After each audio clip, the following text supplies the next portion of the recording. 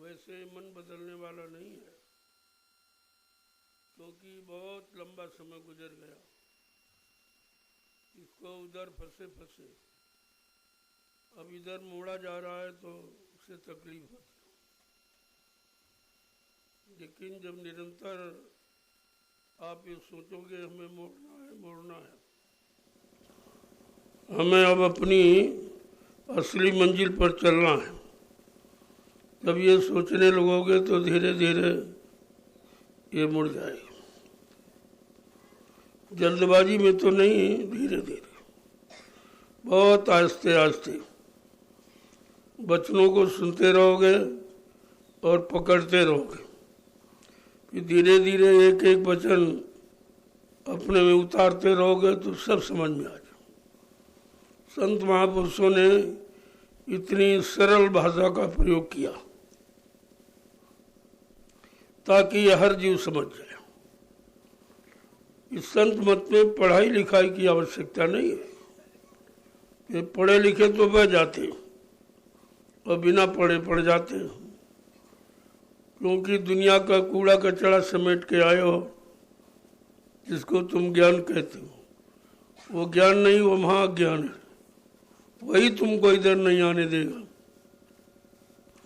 जो काले अक्षर आपने पढ़े हैं वो मिटने वाले। अक्षर मिटता लेकिन शब्द नहीं मिटता। महापुरुषों ने इसीलिए कहा, जाके लगी शब्द की चोट, जो भय सतगुरु की ओट। जिन्होंने सतगुरु का सहारा लिया और नाम बाण को आगे रखा, उनका एक काल कुछ नहीं कर सकता। काल भी डरता, ऐसे सच्चे भक्त साधक से काल भी डरता। लेकिन जब साधना में परिपक्व हो जाओगे, जब धीरे धीरे मन को मोड़ने लगोगे तो ये मुड़ेगा। आपको यही करना, केवल मन को मोड़ना, और ये ठीक हो जाए, सब ठीक। मन के हारे हार, मन के जीते जीत। अगर मन को आपने कंट्रोल, नियंत्रण में कर लिया तो तुमने सबको जीत लिया। फिर तुम्हारे आगे कोई टिकने वाला नहीं। इसलिए सारा प्रयास हमें मन के साथ करना है। महापुरुषों ने कहा, तुम्हारा और कोई नुकसान नहीं करेगा, जब करेगा तुम्हारा मन करेगा, और तुम समझ नहीं पाओगे, क्योंकि तुमने मन की सदैव मानी है। मन को अपनी नहीं मनवा पाए, मन की मानी, और मन की सलाह उधर काली की तरफ, काल के सामान की तरफ। तभी तो आप कहते हो ये मिल जाए, वो मिल जाए, ये बन जाए, वो बन जाए। जो बनने की बात सोचते हो वही बिगड़ना है। जो चाहते हो मिल जाए वो तुमको मिला देगा, तुम्ही को मिट्टी में मिला देगा, और तुम कुछ नहीं कर पाओगे। ऐसा ये दुश्मन तुम्हारे अंदर बैठा हुआ, जो कुछ करता है सब यही करता। समग्र जीवों का आरंभ जीवन का केवल मन ही से होता है। महापुरुषों ने इसीलिए कहा, रे भाई तुम और कुछ मत करो, अपने मन को रोक लो। किसी को रोको टोको मत, किसी से कुछ मत कहो, किसी को कुछ मत समझाओ। जब तक तुमने नहीं समझ लिया, तुम्हारी समझ का कोई असर नहीं पड़ेगा। इसलिए कहा कि पर उपदेश कुशल बहु तेरे, जे आचरे ते नर न घनेरे। कहा दूसरे को उपदेश करना तो बहुत सरल, दूसरे को समझाना बहुत सरल, लेकिन अपने मन को समझा के देखो, तब तुम्हारी समझ में आएगी, अरे भाई हम किसी को नहीं समझा सकते, हमारा समझाना व्यर्थ है। जब तक हम अपने मन को नहीं समझा लेंगे, हमारे समझाने का असर प्रभाव नहीं पड़ेगा। तो जब धीरे धीरे इस काम में लग जाओगे, अब कुछ नहीं करना, केवल मन को समझाना। मन को समझाने के लिए आप यहाँ आए हो। अगर घर गृहस्थी परिवार में समझा लेते तो यहाँ कौन आता? पढ़ाई लिखाई से समझा लेते तो यहाँ कौन आता? रुपए पैसे धन दौलत जोड़कर समझा लेते तो यहाँ कौन आता? जो पूजा पाठ तीर्थ व्रत किया, अगर उसी से मन समझ जाता तो यहाँ कौन आता? यहाँ तो इसीलिए लोग आए कि सब तरफ से हार गए हो। मन ने आपको बिल्कुल हरा दिया। तुम कदे उसको बिल्कुल रोक ही नहीं सकते हो, इतना ज़्यादा वो आवारा हो गया है, क्योंकि पहले आपने कोई कंट्रोल किया नहीं। जहाँ जाना चाहा वहाँ चला गया, जो सोचना चाहा वो सोच लिया, जो खाना चाहा वो खा लिया, और जहाँ लगना चाहा वहाँ लग लिया, और तुम उसको मतलब समझा नहीं पाए कि भाई ये गलत है, ये गलत है, ये ठीक नहीं, ये ठीक नहीं। तुम्हारी ठीक उसने नहीं मानी, उसने तुमको ठोर ठिकाने लगा दिया। अब वहाँ से निकलना बड़ा मुश्किल है। बिन सतगुर दया बचो नहीं यहाँ से, कहा सदगुरु की दया से के बिना कोई बच ही नहीं सकता। कितना तुम जोर लगा लो वो तुमको घसीट के फिर वहाँ ले जाएगा। जिस काम में रो लगाता है और उसी काम से आपको निकलने नहीं देता। इसलिए कि इसको जब अभ्यास हो जाएगा तब ये बेचैन हो जाएगा। किसी चीज़ का अभ्यास हो जाता है, चाहे खाने का, पीने का, वो करने का, फिर वो करनी आपको बेचैन कर देती, बिना किए आप रह नहीं पाते। यही मन का फंसाव। अब इसे कैसे अलग करोगे? कहते गुरु की दया से। जहाँ पर दया भई सतगुरु की, बड़े साफ शब्दों में कहा, जिस किसी पर वक्ते मुर्शिद समय की सतगुरु की दया होगी। जहाँ पर दया भई सतगुरु की, वही हुए निहाल, माने वो बच गए, वो सुरक्षित रह गए, और बाकी फंसे काल के जाल। वैसे तो काल ने जाल अपना बना रखा, और उसी जाल में आपकी 3 युगों से आपको फंसाया।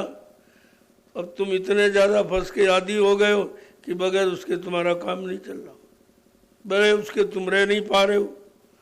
तो कहने का मतलब ये है, संतों ने जो अपनी नीति रखी वो बिल्कुल मन के विपरीत है। इसलिए मन बड़ा रूखा फीका हो जाता। जब इधर की बात करो एकदम ढीला होता, जैसे बीमार हो गया, बिल्कुल जैसे उसमें ताकत ही नहीं रही।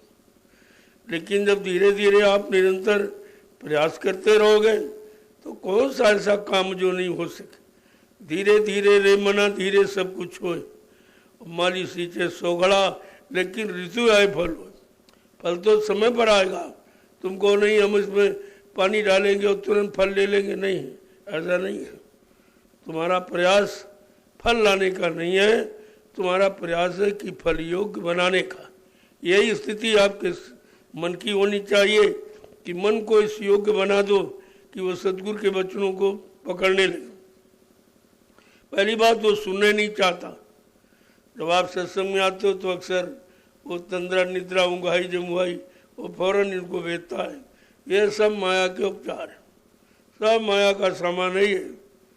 तो इसलिए इतनी जल्दी निकलना बड़ा मुश्किल है। इससे तो जीनी माया है, माया भी नहीं तो माया की छाया है। जब छाया ने तुम्हें फंसा लिया, नहीं निकलने दे, तो माया तो बहुत कठिन है। तो माया का युग है, आगे उसका लोक है, मंडल मुकाम है। वहाँ जब पहुँचेगा जीव तो बिल्कुल नहीं बच पाएगा। इसलिए हर पल घड़ी सतगुरु की आवश्यकता। इसलिए कहा है तुम उनका हाथ पकड़ो नहीं, उनको अपना हाथ पकड़ा लो। तुम्हारी पकड़ ढीली हो सकती, जब तुमको ऊपर ले जाएंगे और लोगों की अजीब गरीब अच्छी महिमा देखोगे तो फट से तुम्हारा हाथ छूट जाएगा। कोई ये अच्छा ऐसे जहाँ किए, अरे ये बहुत अच्छा, ये बहुत अच्छा, ये तो उधर है ही नहीं, इस लोग की महिमा बहुत, ऐसे में हाथ छूट सकता। इसलिए उनको अपना पकड़ाओ, उनकी पकड़ ढीली नहीं है। वो तुमको सारे युग का तमाशा और सुंदरता सब दिखाएंगे, लेकिन किसी युग में तुम्हें टिकने नहीं देंगे, फंसने नहीं देंगे। उन्हें मालूम है तुम्हारा ये मतलब मंडल नहीं है, तुम्हारा घर नहीं है। तो धीरे धीरे धीरे धीरे पकड़ कर सब दिखाएंगे, लेकिन छोड़ेंगे नहीं, छोड़ेंगे जाके लेके अपने धाम में, जहाँ की सब तैयारी में। ये जितनी तैयारी अब देख रहे हो सब उसी की। ये जमीन खरीदना, ये करना, वो करना, ये सब उसी तरफ चलने की तैयारी है। क्योंकि बगैर आप इसके रह ही नहीं सकते। बैठ के कहाँ भजन करोगे? तो स्थित परिस्थित माहौल वातावरण ये सब चाहिए। उसी के अनुसार जब बना के रखा जाएगा तब कहीं आप करने को तैयार होगे। जब करने लगोगे तो सब ठीक हो जाएगा। तो ये सब जरूरी है, लेकिन ये फंसने वाला नहीं। आपको इसमें फंसाया नहीं जा रहा, आपका आधार बनाया जा रहा कि आप कहाँ बैठोगे, कैसे भजन करोगे।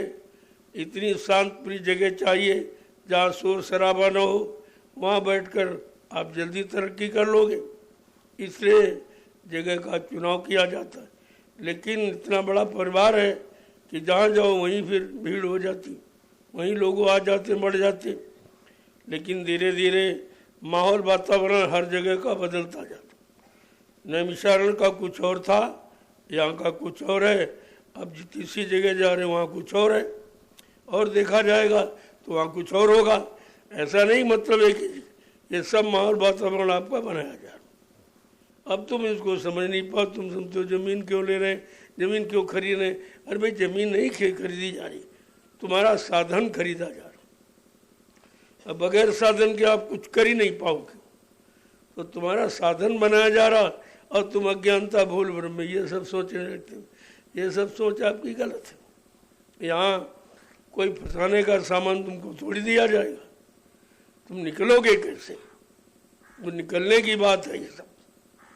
और जगह देखो तुम्हारे पास घर में जमीन, उसमें फंस गए हो, उसमें लड़ाई झगड़े हो रहे हैं, ये हमारा वो हमारा वो हमारा।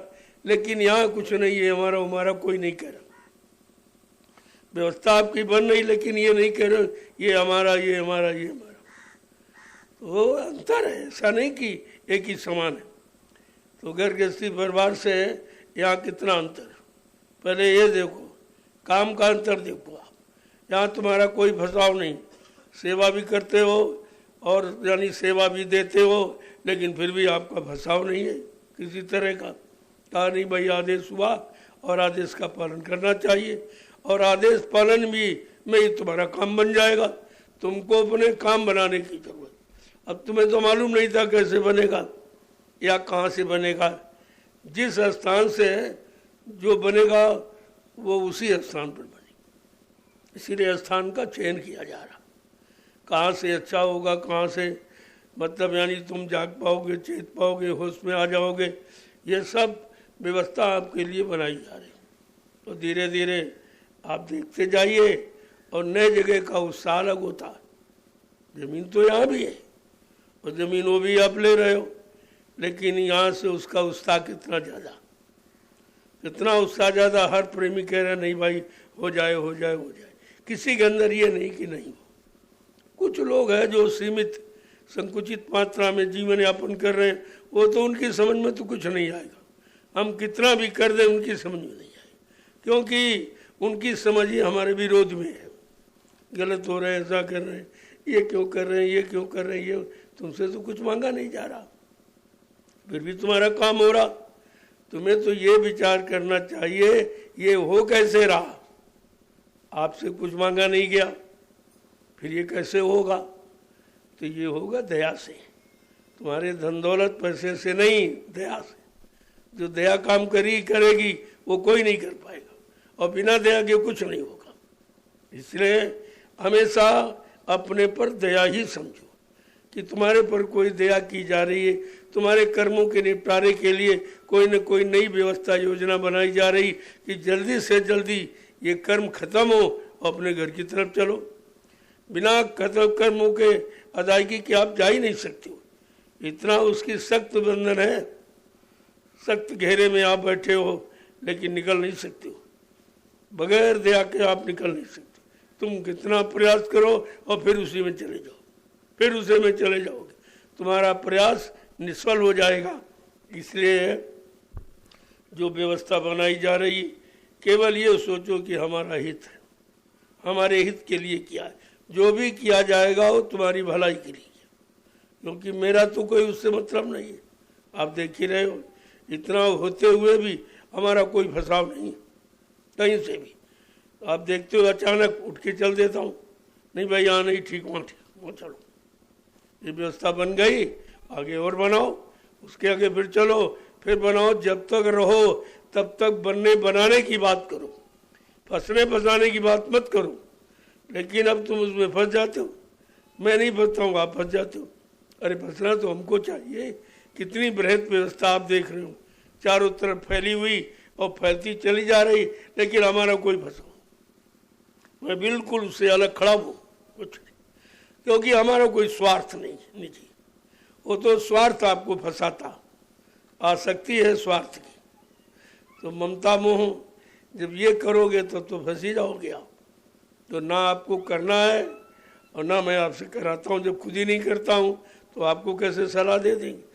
और तुम्हारा मन नहीं मानता है तो चलो फंस लो, कितना फंसाना है। तुम्हारे फंसने के लिए बहुत सामान है, आप फंस जाइए। धीरे धीरे धीरे वही फंसाओ तुम्हारे दुख का कारण बन जाएगा। इसलिए आदेश मानो, सिर्फ आदेश। क्या हो रहा है, क्या करना है, क्यों करना है, किस लिए करना है, कहाँ के लिए करना, ये मत सोचिए। ये सोच तुम्हारी गलत हो जाएगी, क्योंकि तुम आगे सोच नहीं सकते हो।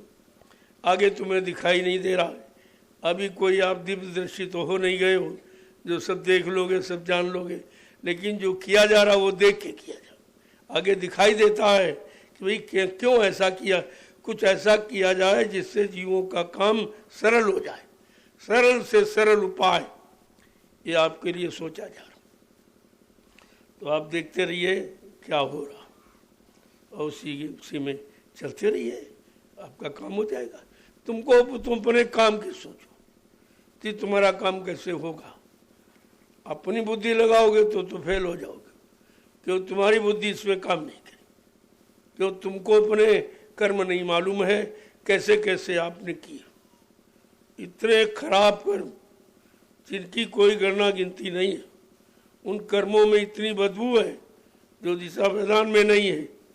तो इसलिए फिर भी आपको पकड़ा जा रहा, फिर भी आपको संभाला जा रहा, फिर भी आपको जगाया जा रहा, फिर भी आपको लगाया जा रहा कि किसी तरह से ये जन्म जन्मांतर का कूड़ा कचरा गंदगी आपकी हट जाए।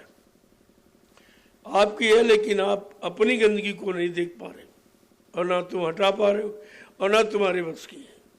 तो ये समझो कि तुम्हारा कोई काम हो रहा, तुम्हारा किसी कर्मों की अदायगी हो रही, कहाँ से होनी, कैसे होनी, उसी की व्यवस्था निरंतर सोची जाती। ये कार्यक्रम हो रहे हैं, इनके बारे में भी आप देख लीजिए, इनमें भी कर्मों की अदायगी है। वो लोग आएंगे जिनसे आपका लेन देन, उनको ही बुलावा आता है और वही बुलाए जाते जिनसे आपका लेन देन होना। देखो नहीं, आज पड़ोस के लोग क्यों नहीं आते, इनका लेनी देन नहीं, तो इनको दिखाई नहीं दे रहा है सब क्या हो रहा है। इनकी समझ में नहीं आएगा, बड़ा ये कठिन है ये कि लोग समझ ही नहीं पाएंगे क्या हो रहा, और तुम्हारा काम धीरे से हो जाएगा। अपना काम बनाओ, अपने घर की तरफ चलो। ये आपको हमेशा अपने अंदर दृढ़ विश्वास करके रखना चाहिए कि हम अपना काम करने आए हैं और अपना काम करके अपने घर चले जाएंगे। तो ले तो कुछ जाओगे नहीं, ना हम ले जाएंगे ना आप ले जाओगे, सब यहीं रह जाएगा, लेकिन एक व्यवस्था छोड़ के जाएंगे। जमीन छोड़ के तो आप घर गृहस्थी परिवार की भी चले जाते हो, वो भी बाल बच्चों की व्यवस्था है। उसी तरह से ये जो बन रही ये सबकी व्यवस्था है, छोड़ के सब चले जाओगे, आगे पीछे से लोग आएंगे, इस व्यवस्था का प्रयोग करेंगे, उनको व्यवस्था बनानी नहीं पड़ेगी, ये बनी बनाई मिलेगी। यही तुम्हारा परमार्थी कार्य जो तुम बना के छोड़ जाओगे, और तुम्हारा भी काम हो जाएगा और जितने आते रहेंगे सबका काम हो जाएगा। जय गुरुदेव, जय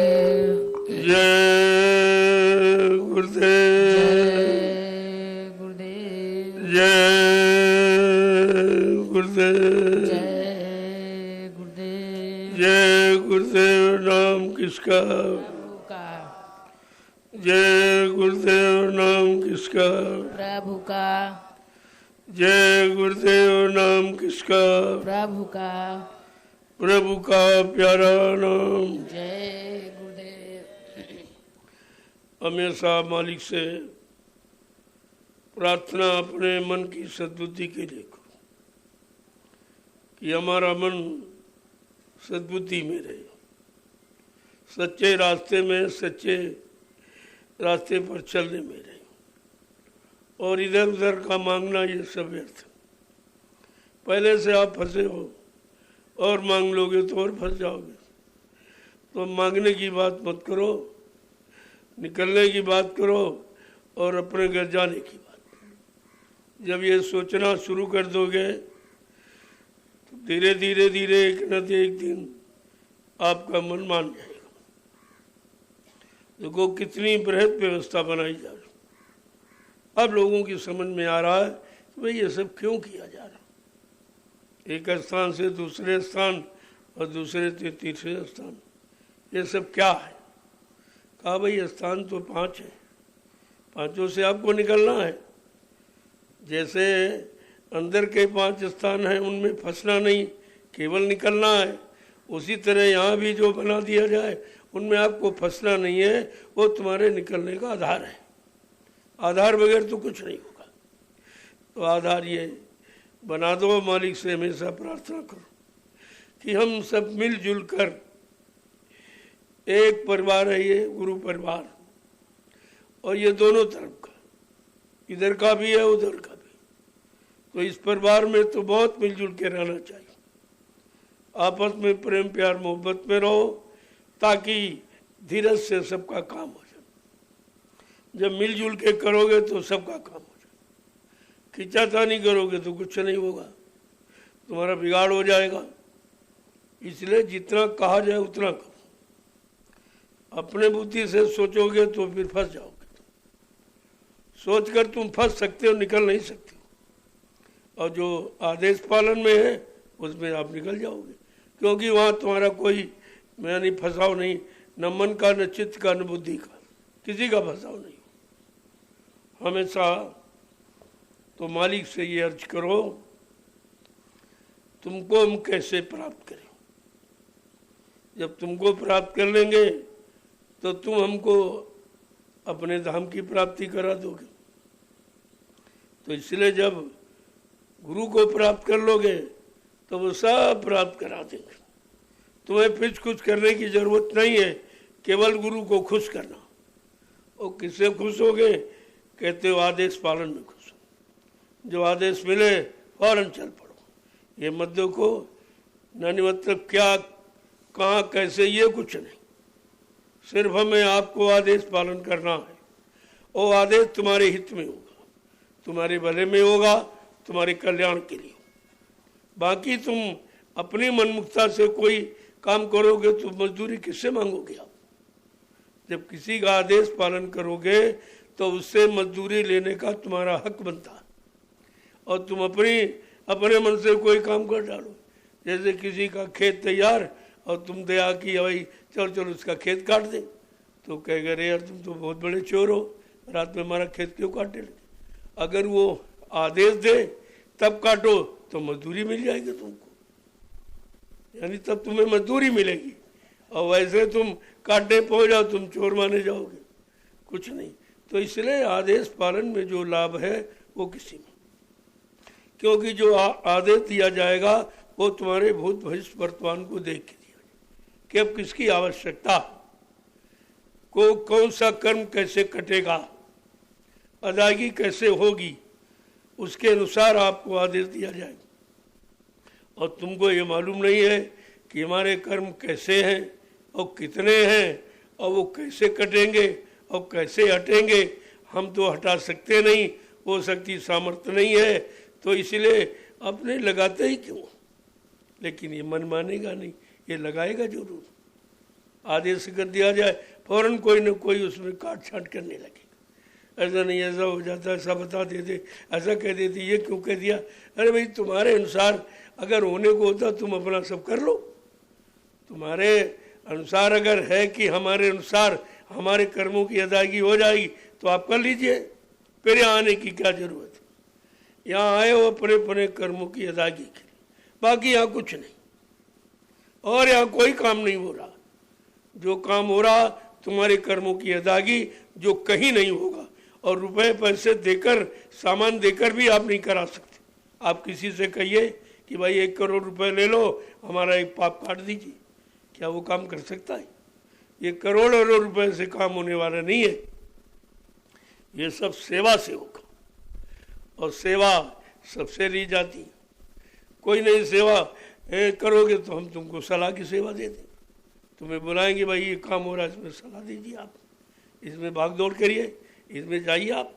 अरे भाई भजन नहीं कर सकते हो तो ये सेवा तो कर सकते हो, और इस सेवा से कितना बड़ा भजन, कितने भजन करने वाले तुम्हारी सेवा से इकट्ठे हो जाएंगे, इतना तो तुम भजन कर ही नहीं सकते। इसलिए जो जैसी सेवा कर सकता है उसको उसी सेवा के लिए आमंत्रित किया जाता। अब हमने इन लोगों को बुलाया है कि आप आइए भाई, चल के देख लीजिए। तुम वहाँ क्या देख लोगे? तुम जमीनें देख सकते हो, ये जमीन किसके काम आएगी, ये कितना काम करेगी और कब तक करेगी, ये आप नहीं देख सकते। हम ये देखते हैं और आपको वो दिखवाते हैं, भाई जरा नाप लो इसको, जरा देख लीजिए। तो कोई ना कोई तो सेवा में आपको लगाया जाए, तभी तो तुम्हारे कर्म कटेंगे। तो ये सेवा में लगाने का तरीका, जरा इसको नाप लीजिए आप। अरे नाप तो उसकी पहले ही हो गई, वो तो मालूम है कितनी है, लेकिन ये आपको विश्वास कैसे हो? क्योंकि आपको विश्वास अपनी करनी पर कि हम करेंगे तो मालूम होगा, तो मतलब नहीं। फिर आपसे करा दिया, कल आपने किया, ये नापा वो नापा, ये दौड़े वो दौड़े, वहाँ गए ऐसे गए, इसमें कितने कर्म कट गए पता ही नहीं चला। और ये सरल युक्ति आपके लिए, और कोई सेवा आप कर नहीं सकती। तो यहाँ सबका इंतजाम है। तुम ये मत समझो कि हम सेवा नहीं, हम तो आपसे करा ही लेंगे। कोई न कोई युक्ति आपके पीछे लगा दूंगा और आप खुशी खुशी करोगे, बहुत भाग दौड़ के करोगे, अपनी जिम्मेवारी समझ के करोगे। नहीं नहीं भाई ये काम बहुत अच्छा है, हमको भी करना चाहिए। तो धीरे धीरे वो सबसे काम करा लिया, कोई नहीं बचेगा जो सेवा नहीं करेगी। अब सबकी सेवा अलग है और सबके कर्म अलग हैं, और कर्मों की अदायगी का तरीका एक ही है। एक ही जमीन से कितने लोगों के कर्म कटेंगे। अभी तो आपको दौड़ाया जा रहा है, ये देख लो, कोर्ट चले जाओ, कचहरी चले जाओ, ये करो वो करो। क्यों? तुम वही सेवा कर सकते हो, तुम्हारे बस की वही सेवा, इसलिए तुमको उसी सेवा से लाभ मिल जाएगा। तो इसलिए सबको ये मत सोचो, सेवा सबको मिलेगी और समय पर मिलेगी, तुम्हारे कर्मों के अनुसार मिलेगी। उसी की व्यवस्था यहाँ बनाई गई सब। अब आज ये लोग जाएंगे उधर कचहरी में, अपना देखभाल करेंगे, जानकारी करेंगे, वकीलों से कोई सलाह वाला लेंगे कि भाई कैसा क्या है। तो धरती तो हमने ले ली, हमने जमीन ले ली है, और धरती माँ की कोई कीमत नहीं होती है। मैंने उससे भी कहा था कि धरती माँ की कोई कीमत नहीं है, गाजर मूली समझ के हमसे बात मत करना। एक बात तुम कहो, एक बात मैं कहूँगा, मैं दूसरा वचन नहीं कहूँगा, एक ही वचन कहूँगा। तो कहा बहुत अच्छी बात हमने, हाँ इसका मोल भाव नहीं होता, माँ का कहीं मोल भाव नहीं है। लेकिन अब तुमने पूंजी लगाई है तो हम तुम्हारी पूंजी का कर्जा ऊपर नहीं लेंगे। हम मुफ्त और फ्री नहीं लेते, हम प्रेमियों की कमाई लगाकर प्रेमियों का कर्जा अदा करते, किसी तरह से इनके कर्म कर्जे की अदायगी हो जाए। तो कहते हैं सब लोग दो, भूमि के लिए सब लोग करो, सब करो। ये भी ने मैंने सीमा कोई निर्धारित नहीं किया, कोई संख्या निर्धारित नहीं है, वो तो तुम्हारे परिचय। तुम अपने कर्मों को काटना चाहते हो तो आप करो, नहीं करना चाहते मत करो, हमारा कोई उससे लाभ नहीं है, लाभ तुम्हारा है। अब ये है तुमको लाभ लेना नहीं मालूम, इधर उधर पैसा खर्च कर दो फालतू, जिससे कोई मतलब नहीं। बीमारी में दे दोगे डॉक्टर को और इधर उधर खर्च कर दोगे, लेकिन परमार्थ में नहीं लगा पाओगे, क्योंकि परमार्थ तुम्हें मालूम नहीं है। परमार्थ का रास्ता रुपए पैसे तय नहीं होता, लेकिन फिर भी जीव को देखकर, जीव की शक्ति और सामर्थ्य और श्रद्धा और सेवा और प्रेम देखकर ही उसे सेवा का आदेश दिया जाता कि और कोई सेवा आप नहीं कर सकते। देखा गया भाई ये सेवा सरल है तो हर आदमी दे सकता, अपने यहाँ इतने प्रेमी हैं, अगर 500-500 रुपये दे तो जो चाहो वो तुम कर लो, सबका लग जाए और सबका काम हो जाए और सबके लिए व्यवस्था बन जाए, और वो व्यवस्था ऐसी बन जाए जो पीछे से लोग करोड़ों लोग आ रहे उनके लिए भी बन जाएगी, वो भी लाभ तुम्हारे खाते में। इतना बड़ा लाभ आपको कहीं से नहीं मिल सकता, ये धरती माँ का इतना बड़ा लाभ है। तो आपको ये सब सोचना चाहिए। तो सबसे कहूँगा कि भाई लगा लो, ये समय निकल जाएगा फिर आपको नहीं मिलेगा। जो लगाना चाहते हो अपना लगा लीजिए, ये मौका आपके लिए, काम हमारा नहीं रुकने वाला, लेकिन फिर तुमको लाभ क्या मिलेगा? कहे तो हम जिससे थे वो भी करोड़ों दे देगा, लेकिन नहीं, वो काम नहीं है। हमारा प्रेमी 1 रुपये देगा वो अच्छा है, लेकिन दुनियादारों का 1 करोड़ अच्छा नहीं है, उससे परमार्थ नहीं बनेगा, उससे कोई अच्छा काम उस भूमि पर नहीं होगा, इसलिए ये काम नहीं किया जाए। मैं तो किसी से कहता ही नहीं कुछ, क्योंकि लोग कहते हैं अपने लिए, हमको कुछ चाहिए नहीं, और आपकी व्यवस्था कैसी बने ये भी आप जानते नहीं। तो तुम्हारी व्यवस्था के लिए ये सब व्यवस्था बनाई जा, आगे का माहौल कैसा होगा तब आपको खुशी होगी कि हमारी पूंजी बहुत अच्छी जगह लगी, जहाँ आज करोड़ों लोग बैठे हुए, करोड़ों लोग लाभ उठा रहे, तब आपको समझ में आएगा कि पूंजी कहाँ पर लगानी चाहिए।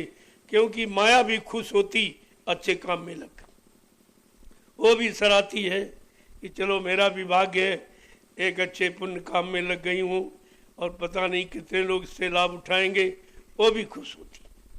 और वैसे कमाना तो सबको मालूम, लेकिन खर्च करने की कला किसी किसी को, वो सबको नहीं मालूम है। कमाने वाले तो सभी लोग हैं और रात दिन कमाते हैं, लेकिन कमाते नहीं, वो गंवाते, समय भी गंवाते, पूंजी भी गंवाते और समझ कुछ नहीं पाते, तो उनके लिए तो व्यर्थ हो जाता। तो आप को इसीलिए इस काम के लिए तैयार किया, जगह जगह व्यवस्था बनाई जा, जो आप कभी सोचते नहीं थे, कभी आप नहीं सोचते थे कि इस बाग में आएंगे, ये भी आपको नहीं मालूम यहाँ कोई सत्संग होगा, चर्चा होगी, ये भी नहीं जानते थे कि बाग हमारा होगा। अब तो ये आपका है और आपकी को इसकी व्यवस्था के लिए यहाँ लाया गया आपको, भाई ये पेड़ों ने फल आपको दिया, तो फल आपको खाए आप, वो बांटा भी बहुत किया, किसी ने कभी फल नहीं बांटे, तो ये बट फल भी बहुत बांटा गया इसका। ऐसा नहीं कुछ थोड़ा बहुत निकाल लिया ताकि कोई दवा ववा डालनी है, कोई बिजली का बिल देना है, कुछ खर्चा है, उसके वास्ते तो ठीक है हो गया, लेकिन सब नहीं। बाकी हमने कहा प्रेमियों को खिलाओ और जो बच जाए तो बांट दो उसको, तो बांटा भी बहुत किया। ये लोग सब सशंकित रह गए कि आज तक किसी ने फल नहीं बांटा, क्योंकि लोग बेचना जानते, बांटना नहीं जानते। वो बेचने वाला काम जानते हैं लेकिन बांटने वाला नहीं। बेचने से क्या होगा और बांटने से क्या होगा? तो जिन लोगों ने खाया उनकी बुद्धि पर प्रभाव पड़ा, ऐसे नहीं। देखो नहीं, सब दौड़ दौड़ के आने लगे, हमारी ज़मीन ले लो, हमारी ज़मीन ले लो, यही सब जो विरोध करते थे सहयोग में आ गए।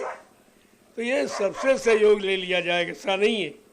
जिस दिन बुद्धि परिवर्तन का वक्त चलेगा तो सबकी समझ में आ जाए। अभी बुद्धि परिवर्तन का दाव नहीं चलाया जा रहा, अभी तो स्वेच्छा से आप समझ के कर लो, अच्छा रहेगा। अगर बुद्धि परिवर्तन करा दिया गया तो फिर कौन बचेगा जो करेगा नहीं। और बुद्धि परिवर्तन सबके बस की बात नहीं। और तो परिवर्तन है आपने देखे, लोगों ने किए, लेकिन मेन है बुद्धि परिवर्तन। अगर बुद्धि परिवर्तन हो जाए तो बिल्कुल ये सतयुगी सब दिखाई देगा, तब सतयुग आएगा। तो अभी लोग इधर उधर परिवर्तन, ये वो परिवर्तन भी नहीं, वो परावर्तन, कुछ थोड़ा बहुत इधर परिवर्तन परावर्तन में बहुत अंतर है। जैसे ऐसे से ऐसे कर दिया ये परावर्तन है, और ऐसे से ऐसे कर दिया ये परिवर्तन। बिल्कुल उलट जाए स्थिति, समाज की, परिवारों की, सबकी स्थिति, सोच ही बदल जाए, उसको कहते हैं बुद्धि परिवर्तन। बुद्धि परिवर्तन आज तक किसी ने किया ही नहीं। अब एक नए नए फार्मूले आपके सामने आएंगे, तब आपकी समझ में आएगा कि हमें वास्तव में करना ही क्या। तब तुम्हारा सोचना बंद हो जाएगा कि भाई सोचा कुछ होगा नहीं और पता नहीं क्या आगे करने लगे, कहाँ ले जाएं, किधर ले जाएं, क्या कराएं। तब एकदम शांत हो जाता। कहते जहाँ कहेंगे वहीं चल पड़ेंगे। अब भाई सोचना वोचना कुछ नहीं, क्योंकि तुमने जो सोचा किया उसी में फंस पड़े। अब जो सोचा जा रहा या किया जा रहा वो निकालने का बहुत अंतर है, बिल्कुल उल्टा है। तुमने घर गृहस्थी परिवार में जमीन खरीदी, फंस गए, और यहाँ खरीद रहे कोई फंसा है। अरे खरीद तो तुम ही लोग दे, हमारे पास तो कुछ है नहीं, तुम ही लोग देते हो, तुम ही लोग करते हो, और तुम्हारे लिए हम करते हैं।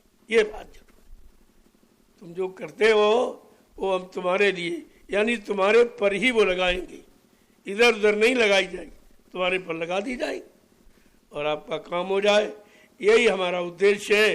किसी तरीके से ये ढेर जो जमा है पहाड़ों से ज़्यादा कर्मों का, क्योंकि जब जब जन्म लिया तो भोग के सिवा कुछ नहीं किया, कोई ज्ञान ध्यान यहाँ नहीं था।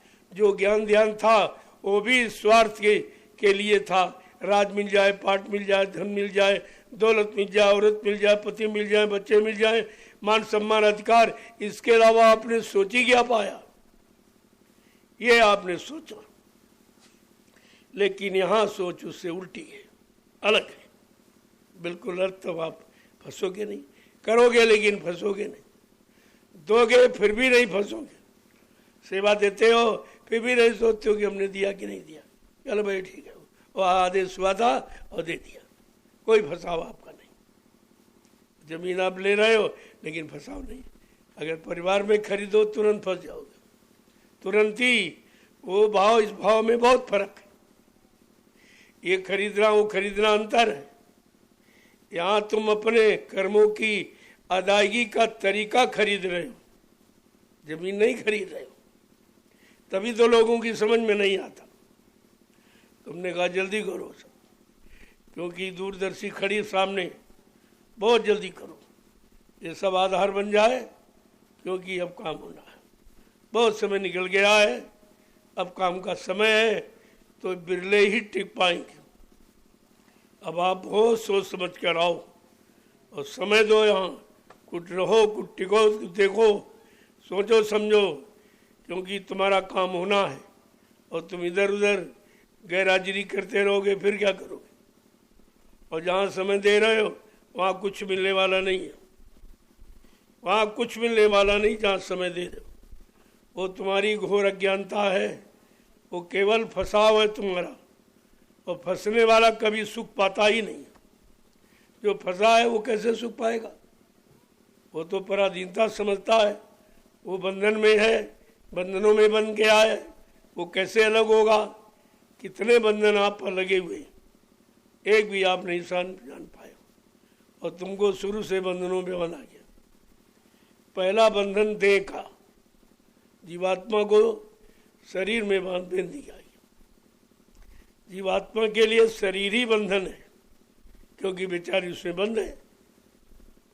देखो, पहला बंधन देह का, दूसरा त्रिया जान, चौथा पुत्र और पांचवा नातीमान।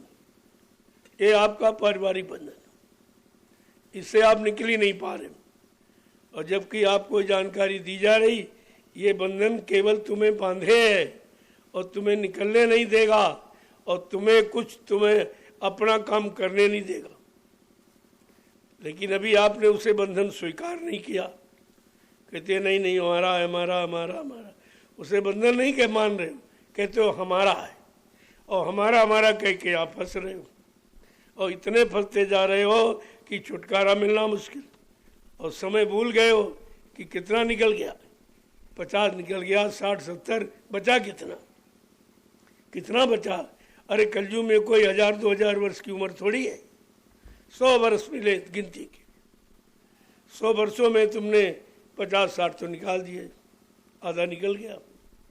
और जो निकला है वो सब कर्म कर जा, यानी उतारने का नहीं, चढ़ाने का। तो ये उतारने वाला कब करोगे? ये कब आप सोचोगे? क्योंकि चलना पड़ेगा आपको, रह नहीं सकते हो, छोड़ना पड़ेगा। ये भी पता है कि छोड़ना भी पड़ेगा, ये भी पता है कुछ लेके नहीं जाओगे, तो ये कर किस लिए रहे हो?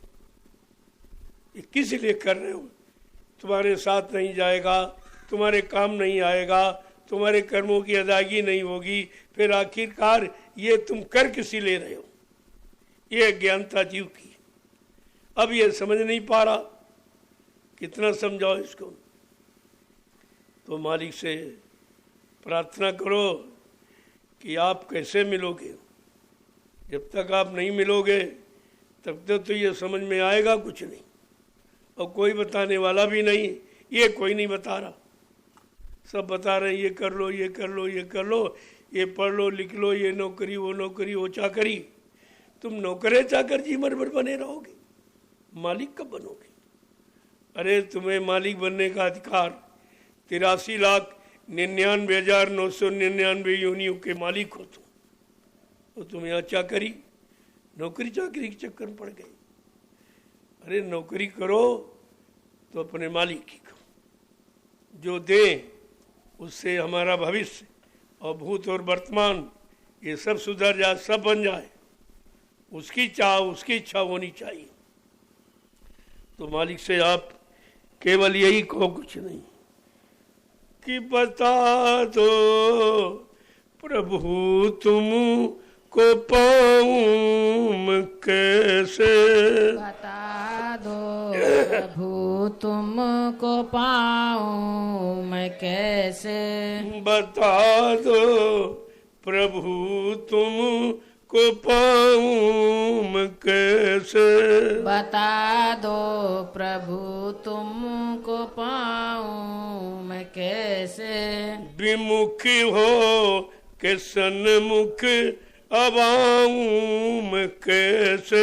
विमुख हो के सन्मुख अब आऊं मैं कैसे।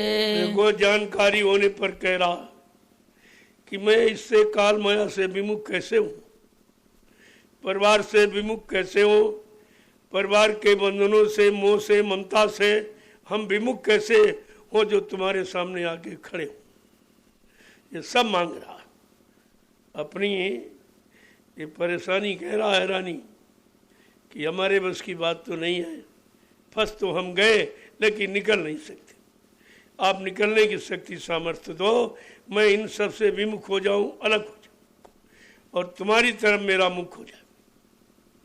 आगे क्या कह रहे हैं कि विषय वासनाएं निकलती नहीं है। विषय वासनाएं निकलती नहीं है। विषय वासनाएं निकलती नहीं है। विषय वासनाएं निकलती नहीं है। ये चंचल चपल मन मनाऊं मैं कैसे। ये चंचल चपल मन मनाऊं मैं कैसे। बता दो गुरु तुम को पाऊं मैं कैसे। बता दो गुरु तुमको पाऊं मैं कैसे। विमुख हो के सन्मुख अब आऊं मैं कैसे। विमुख हो के सन्मुख अब आऊं मैं कैसे। ऐसे अपने एक अवगुण, अपनी एक एक वासनाएं, कामनाएं का धीरे धीरे अलग करो। कहते हैं हम आग क्यों नहीं पा रहे, वो भी हमारा कारण है कि विषय वासनाएं नहीं निकल रही और निरंतर बढ़ती रहती हैं। इतने मन कह रहा इतना मैं आदी हो गया हूँ कि जानता हूँ ये गलत है, इसी कारण मैं फंसा हूँ लेकिन छोड़ नहीं पा रहा हूँ। अब ऐसी दया हो जाए जो इससे मैं विमुख हो जाऊँ। ये चंचल, ये भाग दौड़ करने घोड़ा जैसे दौड़ने वाला, भागने वाला चंचल मन, ये हमारे बस का नहीं है। ये मनाने से मानता नहीं है और मनाओ तो और भागता है। मचलने का मतलब और भागता है। क्या कह रहे हैं आगे, कभी सोचती हूँ तुमको रो कर पुकारूं। कभी सोचती तुमको रो कर पुकारूं। कभी सोचती तुमको रो कर पुकारूं। कभी सोचती तुमको रो कर पुकारूं। पर ऐसा हृदय को बनाऊं मैं कैसे। पर ऐसा हृदय को बनाऊं मैं कैसे। पर ऐसा हृदय को बनाऊं मैं कैसे। पर ऐसा हृदय को बनाऊं मैं कैसे। बता दो प्रभु तुम को पाऊं मैं कैसे। बता दो प्रभु तुमको पाऊं मैं कैसे। आज जब अपने बुरे कर्मों का ढेर देखती हूँ तो ये होता है कि आपको रोके पुकारूं, लेकिन जब तक हृदय साफ नहीं है तो बाहर के आंसू गिराने से कोई लाभ नहीं होगा। वो तो अंतःकरण से गुनाहों के आंसू निकलने चाहिए कि मैंने बहुत गुनाह किया, बहुत पाप किया, जो हमारी अभी गिनती में नहीं, जानकारी में भी नहीं, सब भूल गई। लेकिन पर मैं अपने हृदय को कैसे पाक साफ निर्मल पवित्र कैसे बनाऊं और हृदय के आंसू कैसे निकालूं। आगे क्या, एक एक वचन देखिए कि प्रबल है अहंकार साधनो न संयम। प्रबल है अहंकार साधन न संयम। प्रबल है अहंकार साधन न संयम। प्रबल है अहंकार साधन न संयम। ये अज्ञान अपना मिटाऊं मैं कैसे। ज्ञान अपना मिटाऊं मैं कैसे। ये अज्ञान अपना मिटाऊं मैं कैसे। ये ज्ञान अपना मिटाऊं मैं कैसे। बता दो गुरु तुम को पाऊं मैं कैसे। बता दो गुरु तुमको पाऊं मैं कैसे। का अहंकार इतना प्रबल है वो कुछ सोचने ही नहीं देता, गरुण गुमान घमंड के सिवा और वो कुछ करता ही नहीं।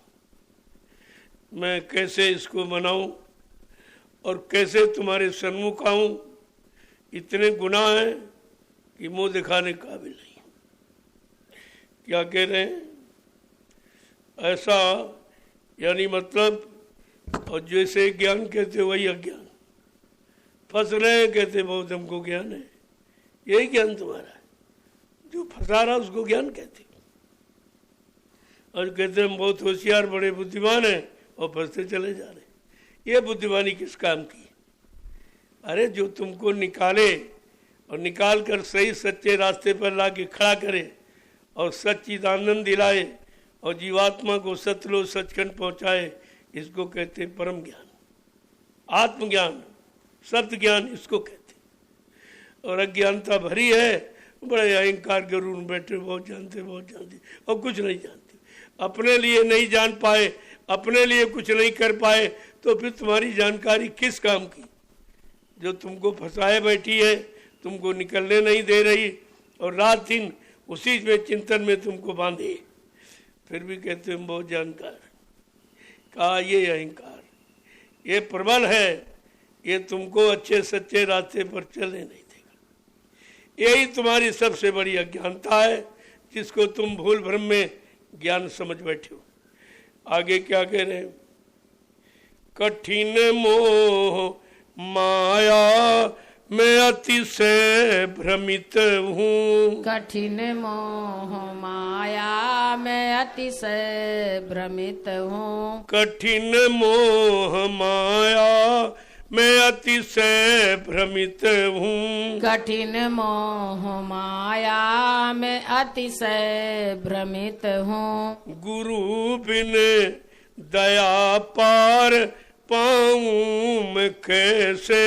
गुरु बिन दया पार पाऊँ मैं कैसे। गुरु बिन दया पार पाऊँ मैं कैसे। गुरु बिन दया पार पाऊँ मैं कैसे। बता दो गुरु तुम को पाऊँ मैं कैसे। बता दो गुरु तुमको पाऊँ मैं कैसे। धीरे धीरे धीरे जब जानकारी अपनी अज्ञानता की होती जाती है कि झूठा गरुड़ गुमान घमंड कर रहे हैं, हम तो महाज्ञानी जो फंसे पड़े हैं और फिर भी अपने को ज्ञानी कहते, यही सबसे बड़ी भूल है। लेकिन क्या अब ये धीरे धीरे मान रहा कि कठिन मोह माया में से भ्रमित हूँ। हमारा भ्रम, हमारा फंसाव, हमारा लगाव, हमारी आसक्ति बहुत कठिन मोह माया की है। क्यों? मोह सकल व्याधन कर मूला, संपूर्ण व्याधियों दुख की जड़ है मोह। और मोह किससे जाएगा? कोई दवा बनी मोह की? का बिन सत्संग न होए मोह भंगा, और बिना सत्संग के मोह नहीं जाएगा। और सत्संग आपको मिला नहीं है, मिला है तो तुमको समझ में नहीं आया, तुम्हारे मन ने स्वीकार नहीं किया और तुम गैरहाजिरी करने लगे। महीनों गुजर जाते, आते नहीं। अरे 2-4 दिन बच्चा स्कूल नहीं जाता तो कितने पीछे हो जाता। फिर उसको अंदर उत्साह खत्म होता कि कोर्स बहुत बढ़ गया है, ये पूरा कैसे करेंगे। तो कोई कोई तो इसी शौक में स्कूल ही छोड़ देता कि बहुत मतलब यानी ढेर हो गया है, अब ये हम कैसे पूरा करेंगे और बगैर पूरा किए अपने गुरु के पास सामने कैसे जाऊं। देखो किस तरह से आगे क्या है। हृदय दीप आलोक से जो विमल हो, हृदय दीप आलोक से जो विमल हो। हृदय दीप आलोक से जो विमल हो।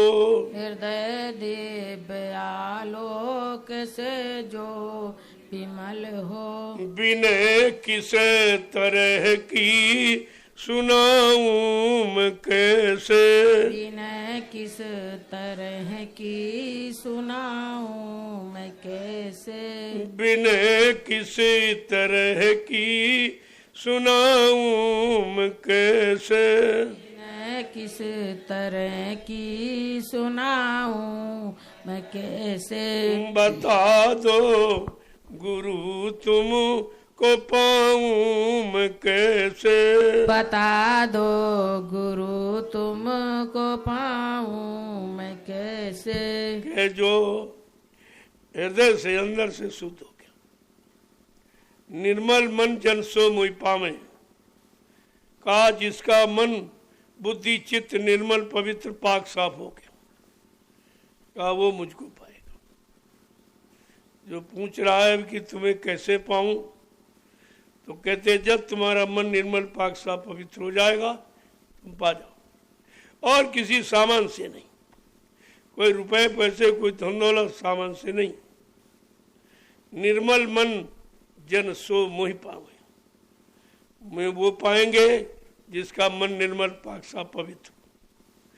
और आजकल युग में मन सबका खराब, सबका गंदा है। गंदगी बहुत जल्दी आ जाती, शुद्धता सफाई बताने चिताने कराने पर भी नहीं आती।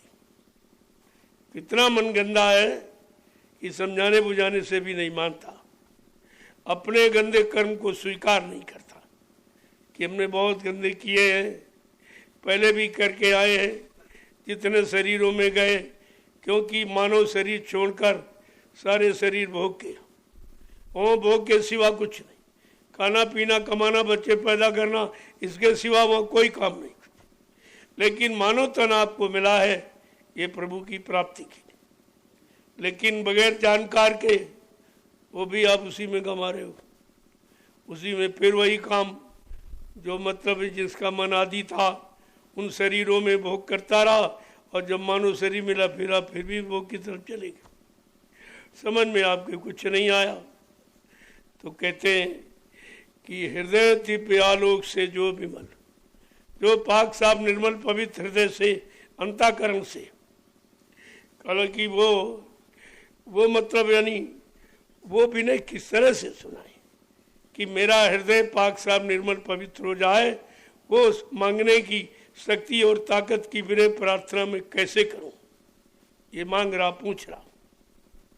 आगे क्या है? दया में तुम ही मुझे पतित को संभालो, दया में मुझे पतित को तुम ही तो, दया में तुम ही मुझे पतित को संभालो, दया में तुम ही मुझे पतित को संभालो। मैं कितनी पतित हूँ दिखाऊं मैं कैसे, मैं कितनी पतित हूँ दिखाऊं मैं कैसे, मैं कितनी पतित हूँ दिखाऊं मैं कैसे, मैं कितनी पतित हूँ दिखाऊं मैं कैसे। कहते हैं दयामय दयालु, तुम्हारे बिना तो कुछ होगा ही नहीं, मुझ पतित को अब संभालो। अब देखिए कितनी देर में अपने आप को समझ पा रहा, अपने अवगुणों को देख पा रहा कि मैं कैसे संभलूं। मुझ में स्वयं संभलने की कोई शक्ति नहीं है। अब ऐसी दया कर दो, तुम दयामय हो, तुम दया करने ही आए हो, तुम्हारा दया करने का स्वभाव है, तो हमारे पर कब लागू करोगे। और मैं कितनी पतित हूँ लेकिन ये बताने के लायक नहीं, बताने के लायक भी नहीं हूँ कितनी पतित, कितनी गंदी हूँ, यानी मतलब बुरे कर्म करके कितनी गिर चुकी हूँ, ये भी नहीं बता पा रहा हूँ। लेकिन आप दयालु दयामय हो, अब मुझ पर पतित पर दया कर दो, मुझ पर दया कर दो, मेरे हृदय को पाक साफ निर्मल बना।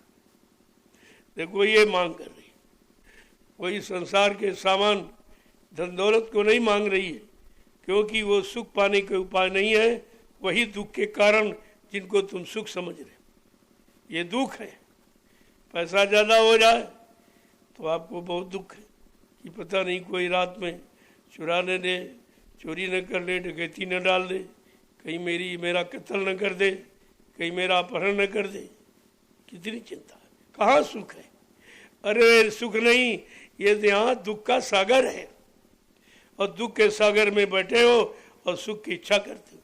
हाँ, अगर महापुरुषों की शरण में चले जाओ तो वो सुख पाने के उपाय बताते, सुख पाने के उपाय और दुख दूर करने के उपाय, वो दोनों उपाय बता देंगे। अगर उनकी शरण में चले जाओ, उनके वचनों को मान लो, उनके इशारों को समझ लो, तो ये काम तुम्हारा हो सकता है। तो कहती कि हे दयामय, तुम दयालु हो, तुम दया के भंडार हो, दया के समुद्र हो, दया करने ही आए हो, तो मुझ पतित पर भी दया कर। मैं बहुत गिरी हुई हूँ, इतना शायद कोई गिरा हो, इतना गिरी हुई, लेकिन आपकी दया हो जाए तो सब ठीक हो जाएगा। आप तो पतितों को उबारने के लिए आए हो, दुखों देनी मतलब दुखियों के दुख दूर करने आए हो, और पापियों को पार करने आए हो, तो मुझ पापी का भी ये मतलब यानी प्रार्थना विनय स्वीकार कर लो कि हमको भी निकाल दो। मेरे को ऐसी मतलब इच्छा सबके अंदर होनी चाहिए। तभी कहते हैं अब ये बताओ हम पाए कैसे। आप ये देखना पाना नहीं है, पाने का मतलब अपने घर पाने का रास्ता, और अपने घर पाने के रास्ते की ताकत और शक्ति और पहुंचाना, ये सब दे दो, ये सब कर दो, तब तो हो सकता। हम स्वतः नहीं जा सकते क्योंकि हमारे में शक्ति सामर्थ्य नहीं, और कोई हमको फंसा लेगा कमजोर देखकर। कमजोर देखकर कोई पकड़ लेगा, किसी लोक मंडल का पकड़ लेगा। तो इसलिए हमको अपने साथ ले चलो, साथ ले चलो। हम स्वतः नहीं जा सकते, हमारे बस की बात नहीं है, और बीच में कोई पकड़ लेगा तो हम उससे छुटकारा नहीं पाएंगे, हम छुड़ा भी नहीं सकते। सब तरह की अपनी ये मतलब यानी कमियों को बता रही। ऐसे जब जीवात्मा आप अपनी अपनी अपनी सब कमियों को बताएगी, फिर कमियों को दूर करने की प्रार्थना करेगी और अपने में मिलाने की, अपना बनाने की प्रार्थना करेगी। अब आप अपने साथ ले चलो, तब तो जा सकते हैं, स्वतः नहीं जा पाएंगे। किसी मंडल में हमको पकड़ लिया जाएगा तो हम छोड़ा नहीं सकते। देखो ऐसी इसको कहते हैं प्रार्थना। प्रार्थना निर्बल का बल। प्रार्थना कोई राग, कोई मनोरंजन नहीं है। प्रार्थना आत्मा की पुकार है। जब आत्मा से पुकारोगे तो मालिक जरूर सुनेगा, क्योंकि आत्मा उसकी है, शरीर नहीं है, मन नहीं है, बुद्धि चित्त नहीं है। और तुम जवान से बुद्धि से कुछ लिख लिख के बना के कुछ कहने लगोगे तो उससे नहीं काम। वो हृदय की पुकार सुनेगी, आत्मा की पुकार सुनेगी। आत्मा उसकी है, अपने को दुख में यानी देख करके और सभी को चिंता होती और सभी दुख से निकालने का प्रयास करती। लेकिन अपना है कौन, यही अभी तक नहीं समझ पाए आप, और सब जवान से फरमाइश करते। इसी जबान से गंदा खान पान करते हो, गंदे भद्दे असली शब्दों का प्रयोग भी करते हो, तो आपने इसको गंदा कर दिया। अब इस गंदी जबान से कोई प्रार्थना, कोई पूजा, कोई इबादत स्वीकार नहीं। तुम कितना प्रयास कर डालो, कुछ होने वाला नहीं है, तुम्हारे अनुसार नहीं होगा। हमको गुरु के अनुसार बनना होगा, गुरु के आदेश का पालन करना होगा, उसके आदेश पर चलना होगा, तब कहीं उसकी दया पाने के हम अधिकारी बन पाए। ऐसे दया नहीं मिलती। दया कोई वस्तु थोड़ी है जो मोल खरीद लो गया। ऐसे अगर होती तो बड़े बड़े सेठ साहूकार सब खरीद लेते, गरीबों को कुछ नहीं मिलता। लेकिन नहीं, दीनों ने दीन दयाल की कदर जानी है। दीनों ने, बड़े बड़ों ने ही, दीनों ने, और गरीबों ने गरीब निवाज को परखा है, उनको समझा है। तो कहते दीन गरीबी धार तेरे भले की को। अगर तुझे अपना भला, कल्याण, उद्धार, लाभ प्राप्त करना है तो दीन गरीबी धार ले। दीन गरीबी का मतलब सबसे प्रेम और सबकी सेवा और सबकी परेशानी को अपने समान जानना। कि जैसी परेशानी तुमको तकलीफ देती है ऐसी दूसरे को भी देती।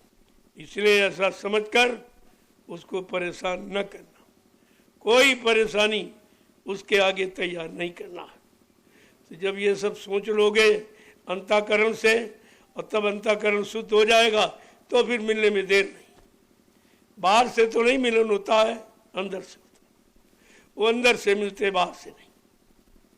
बाहर से तो एहसास कराते तुमको, शरीर से शरीर को एहसास कराते कि भी देखो इनसे क्या लाभ है।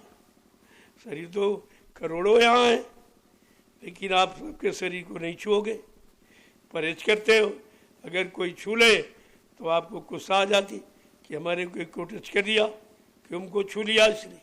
लेकिन महात्माओं से तो बार बार आप कहते हो छू लीजिए, धर लीजिए, रख लीजिए। अभी सर हाथ क्यों नहीं रखा, जबरदस्ती पकड़ के अपना हाथ रख लेते। अगर शरीर से कुछ मिल नहीं रहा, शरीर में ठंडक नहीं है, तो ऐसा कोई नहीं करेगा। ये उनके शरीर की पहचान है कि मानव शरीर में होते हुए भी मानव शरीर का कोई गुण उनमें नहीं होता। वो तो दिव्य है, अलौकिक है, मानव तन धारण किया है, लेकिन उनका कोई भोग और कोई किसी तरह का कार्य शरीर से नहीं होता है जिससे जीव का कोई नुकसान। वो फायदे के लिए करते। जिसको बार बार छूने की इच्छा हो, बार बार देखने की इच्छा हो, उसको महापुरुष कहते। ये महापुरुष की पहचान है। बाहर में तो आप ऐसे नहीं पहचान सकते। जो दो तुम्हारे हाथ पैर वो उनके, दो आँख कान नाक मुख तुम्हारा उनके, लेकिन तुम्हारे से है, तुम्हारे में अग्नि भड़क रही है और वो शांत है और तुमको भी शांत कर देंगे। वो अपना स्वयं शांत है, तुमको भी शांत कर देंगे, तुमको भी अलग कर देंगे सबसे। लेकिन कम से कम तुम्हारी पकड़ तो सच्ची होनी चाहिए, पकड़ तुम्हारी पाक साफ निर्मल पवित्र होनी चाहिए और निस्वार्थ होनी चाहिए, तब ये काम आपका हो जाएगा। जय गुरुदेव, जय गुरुदेव, जय गुरुदेव। जय गुरुदेव। नाम किसका? प्रभु का। जय गुरुदेव। नाम किसका? प्रभु का। प्रभु का प्यारा नाम। जय गुरुदेव। अब आप खड़े हो जाओ, क्योंकि आज काफी काम करने जाना प्रेमियों, इसलिए थोड़ा पहले छोड़ूंगा आपको। सत्संग तो ही वचन बहुत है, अगर समझ में आ जाए तो वो थोड़ी दवा यही काम कर जाएगी। ये नहीं कोई ज़्यादा दवा खा लो तो रोग जल्दी चला जाए, नहीं, वो डोज बना हुआ उसका। जितना तुम हजम कर सकते हो, तुम्हारे शक्ति शरीर में शक्ति ताकत है, उतना ही डोज आपको दिया जाएगा, वही कारगर होगा। और ज़्यादा दे दें तो पलटी कर दो, आप यहीं पर छोड़ के चले जाओगे। जितना वचन मिला है यही नहीं तुम्हारे साथ जा रहा, इसी को आप जगह नहीं दे पा रहे हो, क्योंकि तुम्हारा अंतःकरण अभी साफ नहीं, बहुत गंदगी भरी हुई है। इस कारण ये अच्छी चीज़ रुक नहीं, ठहर नहीं पा रही। इसको रोकने के लिए आपको अंतःकरण को साफ करना पड़ेगा धीरे धीरे, सत्संग वचनों से, परमार्थी सेवा से, सुमरन ध्यान भजन, तीन ही तरीके हैं। इसी से साफ हो जाओगे बाहर में, और अंदर में सुमरन ध्यान भजन, ये तीन तरीके अंतःकरण को साफ करने के। ये दोनों सफाई के तरीके आपके पास हैं और दोनों आपको दे दिए गए। अगर कर सकते हो तो कर लो, और तुम्हारे बस का नहीं तुम्हारी पर छोड़ दो, जो करने आया हो तो करेगा ही, ताकि तुम ये न कहो कि हम कर सकते थे, हमको करने ही नहीं दिया। तो आपसे इसीलिए कराया जा रहा, जब आप करोगे तो आपको अनुभव होगा, और किसी का करा मिल जाए तो कोई अनुभव नहीं होगा। तो उससे तुम्हारा काम तो हो गया, लेकिन तुम्हें पता ही चला कैसे हो गया, तो तुम दूसरे का भी नहीं कर सकते। इसलिए अपना करो और दूसरे के करने के लायक बन जाओ। ये दोनों काम आपके साथ चल रहे और दोनों आपसे कराए जा रहे। जय गुरुदेव, जय गुरुदेव, जय गुरुदेव। जय गुरुदेव। नाम किसका? प्रभु का। जोर से बोलो, जय गुरुदेव। सब मिल बोलो, जय गुरुदेव। बोलना होगा, जय गुरुदेव। अभी से बोलो, जय गुरुदेव। दुख दर्द हरेंगे, जय गुरुदेव। सब कष्ट मिटेंगे, जय गुरुदेव। सुख शांति भी देंगे, जय गुरुदेव। सबके दाता, जय गुरुदेव। सबके मालिक, जय गुरुदेव। प्रेम से बोलो, जय गुरुदेव। ये नाम नहीं इंसान का, ये नाम है प्रभु का। ये काम नहीं इंसान का। ये काम है प्रभु का। जब ये नाम लेको काम करोगे, सब काम तुम्हारे सिद्ध हो जाएगा। ये नाम ही काम करता है। नाम एक काम करने का आधार है, बिना आधार के तो आप कुछ कर ही नहीं सकते। इसलिए जो भी काम करो, चाहे इधर का चाहे उधर का, नाम को संपुट बनाकर आगे खड़ा करके करोगे तो कोई काम रुकने वाला नहीं है, सब काम आपका हो जाएगा। लेकिन नाम से अलग हो गए तो फिर काम नहीं होगा। इसलिए इसको पकड़ के रखो, ये संसार भी तुम्हारा काम करेगा।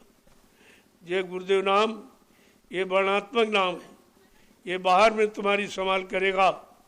और वो 5 नाम वो जीवात्मा के कल्याण के, एक वर्णात्मक है, वो 5 नाम ध्वन्यात्मक है। जब उनकी ध्वनि आवाज़ जीवात्मा सुनेगी तो बड़ी खुश होगी, और वो आवाज़ को पकड़कर धीरस्वे परे घर की तरफ चली जाएगी। आवाज़ से पकड़ के आई है, और जब वही आवाज़ पकड़ाने वाला यहाँ आ जाएगा तो ये आवाज़ सुना कर उधर भेज देगा। ये सब के बस की बात नहीं कि कोई ज्ञानी ध्यानी विज्ञानी, कोई धनवान बलवान बुद्धिमान ये काम को उसके बस का नहीं, ये उनके बस का काम यहाँ नहीं। इसलिए वचनों को चौकसी से सुना करो, एकदम सचेत होकर कि कोई वचन इधर उधर न जाने पाए। एक भी वचन अगर इधर उधर हो गया तो आपका सिस्टम बिगड़ जाएगा, खराब हो जाएगा, आपका नुकसान भी हो सकता। इसलिए वचनों की जो श्रृंखला उसको बराबर उसी तरह, उसमें इधर उधर काट छाट मत किया करो। एक भी शब्द अगर अपनी तरफ से बुद्धिमानी दिखा के जोड़ोगे तो अर्थ का अनर्थ हो जाएगा, फिर आपको लाभ नहीं मिलेगा। ये सब बात समझ में रखिए, आप करने में समझ दो। अब कथनी के चक्कर में मत पड़ो। तुम्हारी कथनी ही क्या है? तुम कथी क्या लिखी क्या सकते हो जब तुमने कुछ देखा नहीं, कुछ सुना नहीं, अनुभव वहाँ का है नहीं, तो क्या लिखोगे?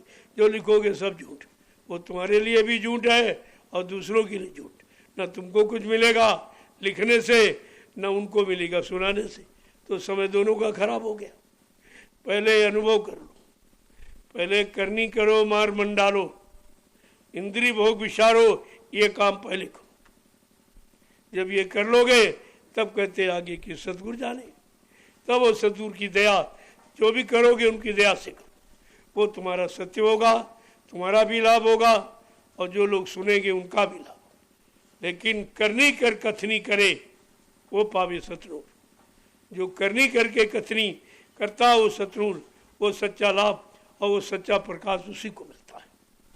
इसलिए ये बनावटी शब्द, ये अल्पना कल्पना, ये तुम्हारे लिए बहुत हानिकारक है। इसका भी नशा खराब होता है, ये भी तुमको फंसा लेगा और आगे सच्चाई की तरफ बढ़ने नहीं देगा, रोक देगा।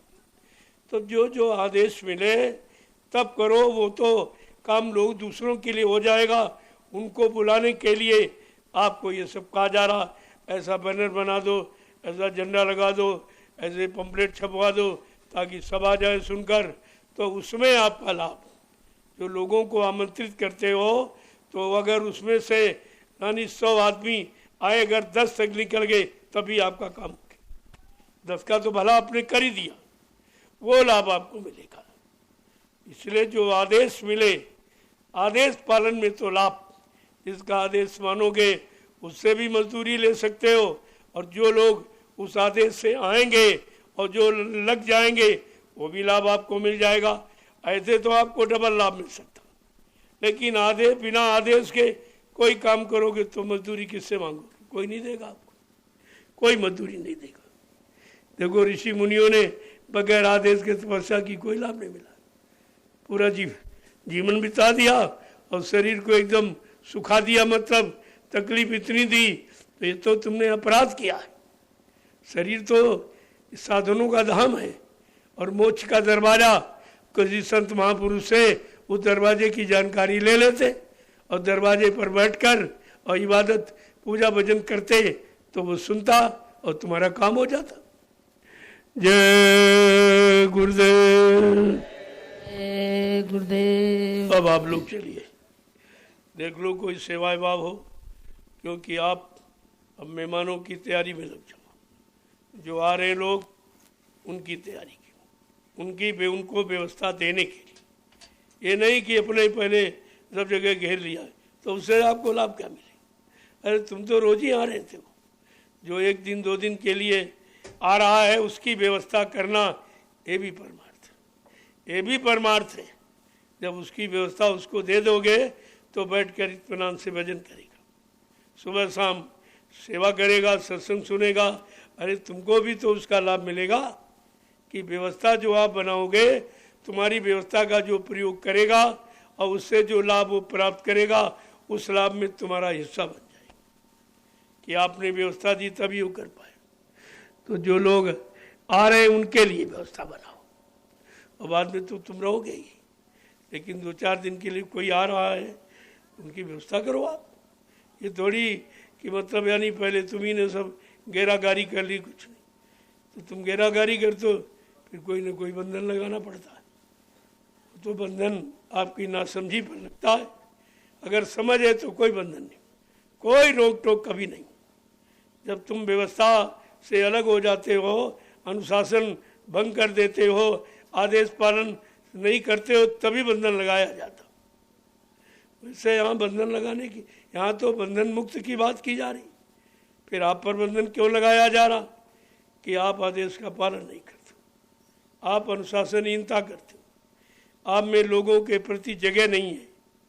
अरे जगह जमीन में नहीं, तुम्हारे अंदर जगह होनी चाहिए। जमीन में तो बहुत जमीन पड़ी हुई, लेकिन तुम्हारे अंदर जगह है कि नहीं।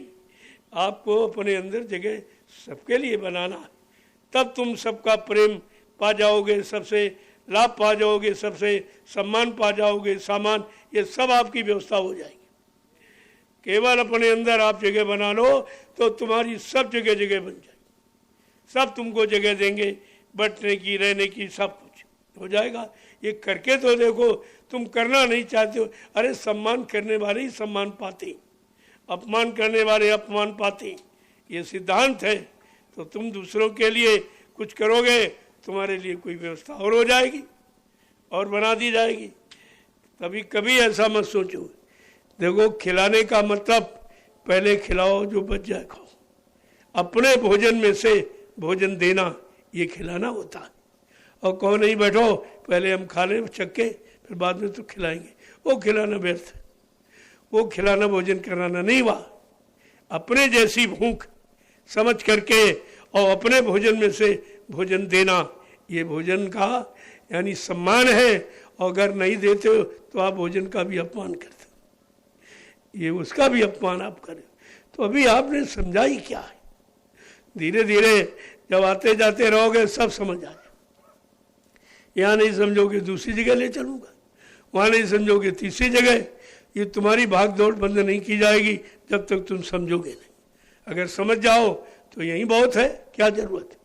लेकिन कहाँ आप समझो, तभी तो ये सब प्रयास किया जा रहा। भाई चलो यहाँ नहीं समझे, शायद तो जंगल में समझ जाओ, वहाँ समझ आ जाए, वहाँ तुम्हारा सेवा में मन लग जाए, वहाँ शांति दे के भजन में आपका मन लग जाए, भजन करने लगो, तो कोई न कोई तो तरीका आपके साथ रखा ही जाएगा।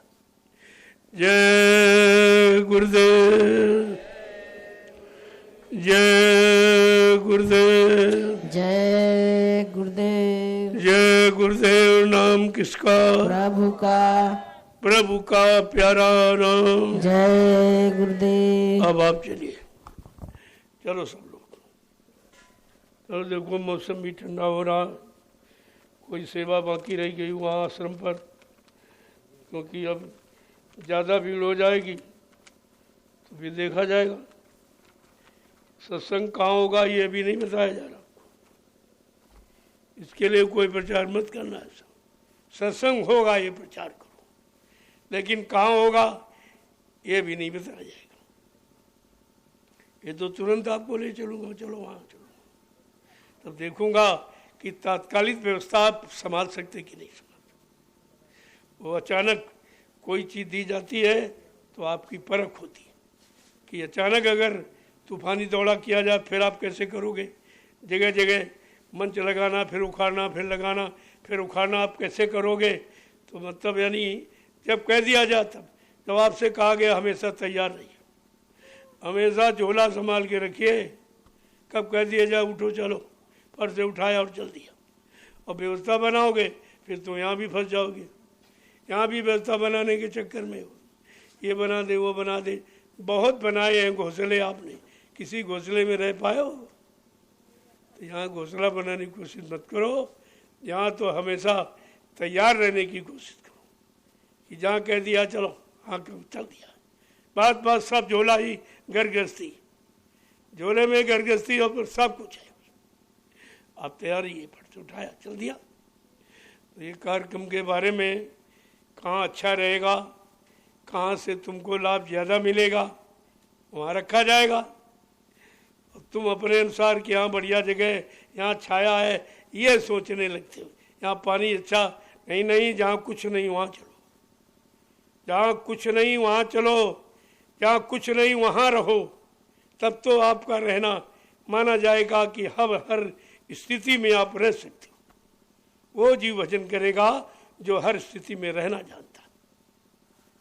पानी मिल गया तो ठीक है, खाना मिल गया तो ठीक है, नहीं तो आपसे कहा जा रहा कि अपनी रोटियां रखो सुखा करके, वो कभी खराब नहीं हो। एक दिन बना लो 50-60 रोटी और धूप में सुखा लो और झोले में भर के रख लो। भूख लगे 2 रोटी निकाली और भिगो दो 10 मिनट पहले, एकदम मुलायम, उसी में थोड़ा नमक डाल दो, खा लीजिए आप।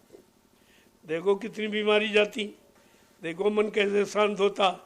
लेकिन तुम अभी इसी बंधन से मुक्त नहीं हो पाए हो, स्वाद का बंधन सबसे बड़ा, और स्वाद तुमको बेचैन किए हुए, और जैसा दे दोगे वैसे ही वो स्वाद लेने लगती। भाई बच्चा पैदा होता है तब तो मिर्च मसाला उसको नहीं आपने खिलाया, क्योंकि उसकी जवान को मिर्च मसाला बर्दाश्त नहीं है। तो जवान तो वही है, चाहे बूढ़ा हो जाए चाहे बच्चा, जवान में तो अंतर नहीं है। लेकिन तुम्हारी उसके साथ रहनी गहनी के अंतर आपने किया कि मिर्च मसाले आप देने लगे। अब वो जवान वैसी बन गई, अब वो उसी तरह की मांग करती। नहीं बच्चा पैदा हुआ तब तो आपने कुछ नहीं खिलाया था, कोई अंडा फंडा, कोई मुर्गा मीट और कोई मतलब यानी मिर्च मसाले ये तड़क भड़क वाले आपने भोजन नहीं, सीधे माँ का दूध पिया। दूध उसका भोजन है, उसकी जबान पर दूध चढ़ा हुआ है और वही उसे लाभ करेगा, और बाकी जो भी आप खिलाओगे सब नुकसान है। तुम्हारी बीमारी का कारण यही है कि जो तुम्हारा भोजन है उसको तो आपने ख़त्म कर दिया, और जो नहीं है उसको आप खाने लगे, वही बीमारी का कारण बन गया। नहीं दूध पीने वाला नहीं बीमार होगा, फल खाने वाला कभी बीमार नहीं होता। देखो आप अंदर को ये सब पत्ती खाता कि बीमार होता, कभी कोई बीमारी नहीं लगती। जो कुदरत दे रही उसी को खाओ तो बीमारी नहीं, और कुदरत दी हुई सामान को हटा दोगे, अपनी मनमुखता और स्वाद का सामान आप ले आए, तभी से आप बीमारी लगी। वो बीमारी पैदा करने की जड़ ये है, और ज़्यादा खाओ कोई बीमारी नहीं किसी तरह की। जय गुरुदेव। चलो आप लोग चलो।